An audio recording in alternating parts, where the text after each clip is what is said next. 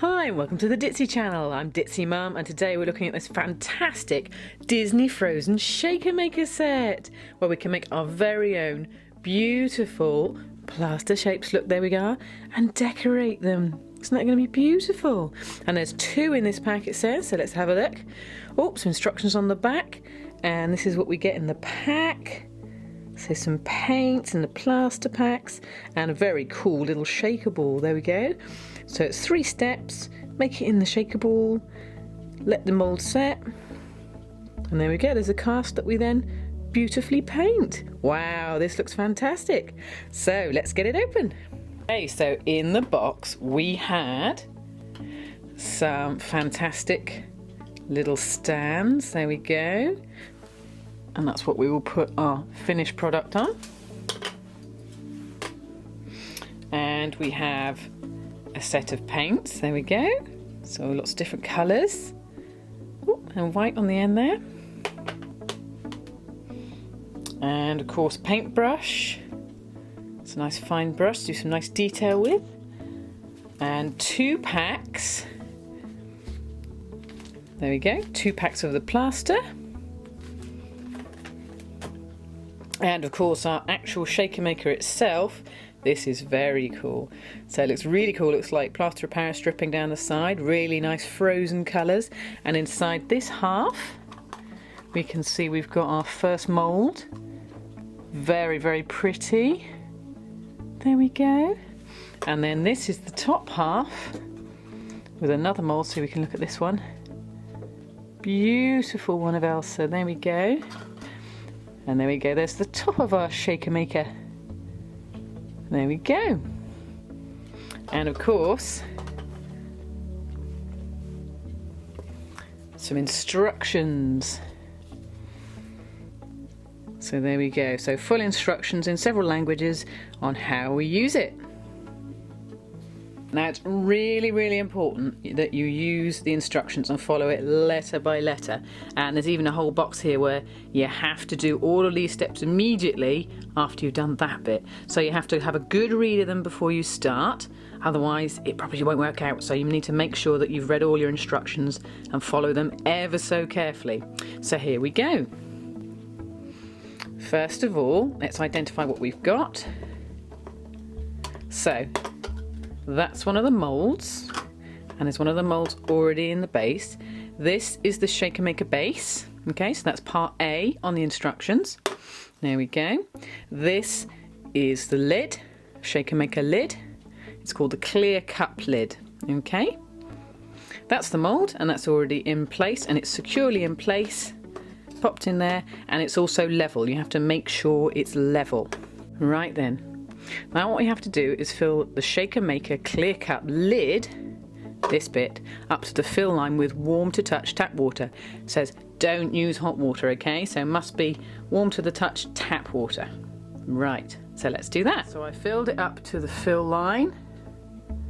There we go, so there's a little fill line under there. So I filled it up so when it's on flat, it's right on that line. Now the reason we use warm water, not hot water, is if you use it, the water is too hot, it will set too quickly, and we don't want that to happen. So we've got exactly the right amount of water. Now we take our bag and we hold it at the top and we make sure it shakes all the way down to the bottom. We very carefully open it up, like so. And it says, open a plaster bag, hold at the top and shake so the contents settle at the bottom. So let's do that. Pour the contents of the bag into the water. Now this is just before that important bit where we have to do it all very quickly. So here we go. Let's pour this in.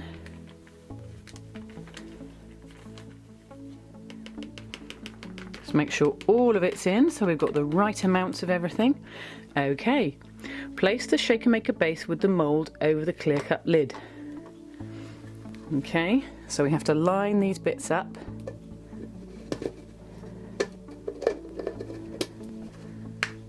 Oh, and that clicked in place. I felt that click. Now it says twist until it's securely locked in place and the dots line up. Okay. Yep, we've got dots. Right, swirl gently for 15 seconds. Okay, now it says shake the unit up and down vigorously with the lid clear cup lid facing down approximately 50 times, okay? And it says it should take about 30 seconds. Okay, now it says turn the shaker maker over into the up position, okay? So we're in the up position, and carefully twist off the top to remove it from the base. Pour any material left in the clear cup lid, this bit, the top, into the mould. So, very carefully turn it round and lift it up, and then anything left in here, anything left in that bit, pour into there, but I think only a little bit in there.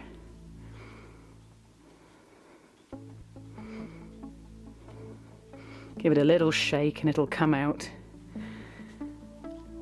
Just don't shake too hard, you don't want it everywhere. There we go, just a little bit left I think. Make sure it all goes in. Now you'll notice while I'm doing this that there's a little air bubble just popped over there. So what we're going to do to make sure there's no air bubbles further in the mould is next we're going to gently tap, I think that's pretty much all of it.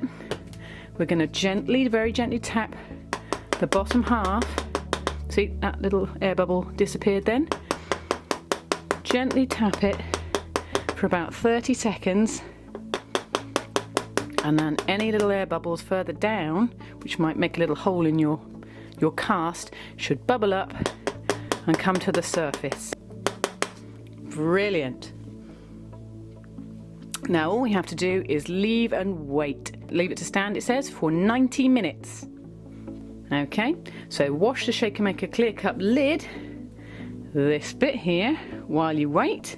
So that's all nice and cleaned out and doesn't dry with all the stuff inside, because that'd be quite tricky to get out, I'm sure. And it says make sure the rubber seal is always replaced after cleaning. Okay, so there we go. Let's leave it to dry.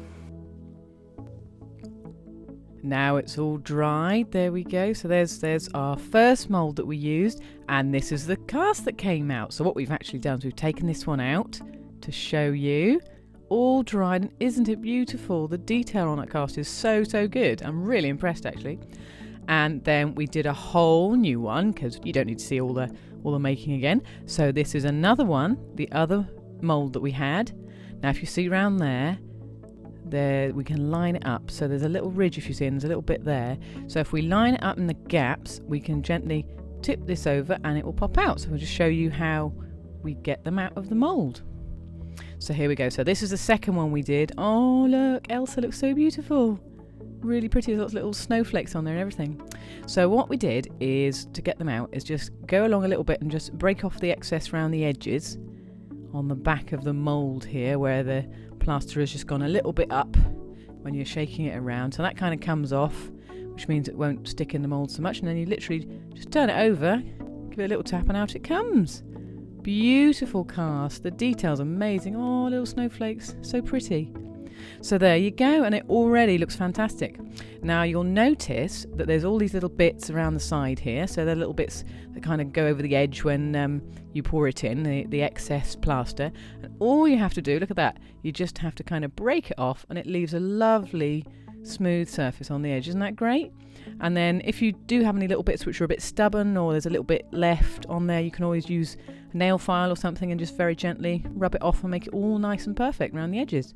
So it's really nice actually, because it just comes off really easy. So you can see I'm just very gently just crumbling away those super thin bits on the edge, the overflow. And already it's looking really good, just like the other one. There we go.